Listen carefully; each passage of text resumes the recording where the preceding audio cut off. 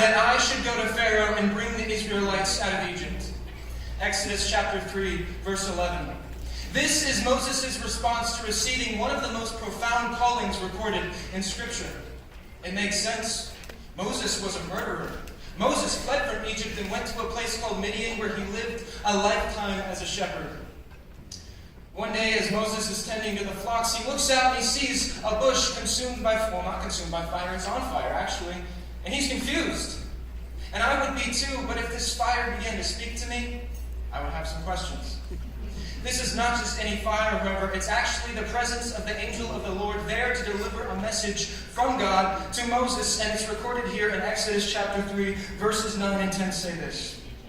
And now the cry of the Israelites has reached me, and I have seen the way the Egyptians are oppressing them. So now go. I am sending you to Pharaoh to bring my people, the Israelites, out of Egypt. Here in this moment of disappointment and regret in Moses' life, God is using this opportunity to lay on his heart the entire plan. He's telling him, this is where you're going to go, this is what you're going to do, this is how you're going to do it, and who you are going to speak to. And Moses can only respond with, God, who am I that you should send me? Moses is blinded by a disability in his life. What's most incredible is God has just called a man with a speech impediment, a man with a speaking problem, to go speak to one of the most powerful people at the time. And all Moses can think about is the problem in front of him. All Moses can think about is his human nature and this disability that he has. And he's confused and disappointed. A few years ago, I was getting on an airplane for the first time, and I was excited and nervous. And I see I have a window seat. So I make my way to the back of the plane, and I sit down at what is supposed to be a window next to me. Is not a window, but in fact a wall. There's not a window at my seat at all, and I was disappointed and confused. But the interesting thing about the window on a plane is it's very small, but when you look out of it, you don't see a small area. No, you see miles and miles in all directions. You see everything from the window of a plane, but if this little area is covered up right in front of your face, you cannot see anything at all. I couldn't see anything. I was confused and disappointed. I had the entire expanse of the earth on the other side, and I couldn't see it, and I was like, why can't I see it? A similar thing is happening for Moses. Moses has a disability. Moses has a problem. He has a physical object so close to his face that he can't see the entire expanse of the plan that God has called him to see. And this is what the enemy does in our lives. The enemy puts problems and disabilities and things in our lives that are physical so close to our eyes that we cannot see anything else. And he likes to tell us that if we cannot see anything else, then there's nothing else to be seen. But can I tell you today that Moses saw something else?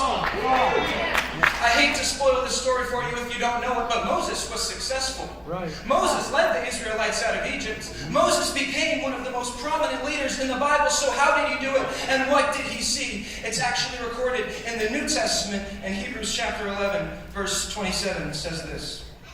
By faith, he, referring to Moses, left Egypt, not fearing the king's anger. He persevered because he saw him who is invisible. Notice how the verse does not say that God removed the problem. Notice how it doesn't say that Moses spoke with perfect eloquence. Notice how it doesn't say that Moses removed the problem from his face to see the plan, but rather he says he saw the invisible. This whole time, Moses is concerned with the physical thing in front of him. He's concerned with the problem. He's concerned with his human nature, when in fact God was not even calling him to see the plan, but rather to focus on the one who gave him that plan.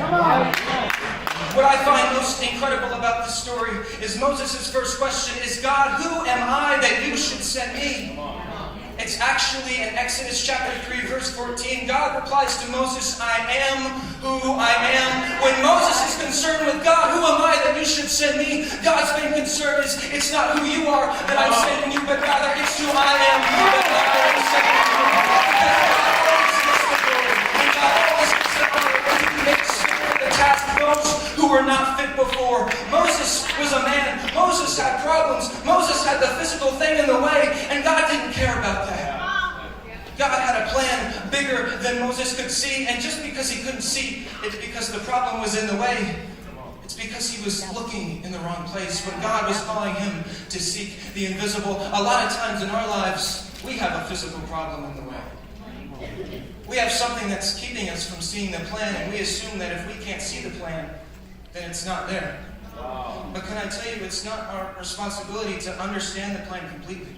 It's not our responsibility to understand the mind of God. It's not our responsibility to even see the plan at all, but God is specifically calling us rather to look for Him who is invisible, to seek the one who gave us that plan.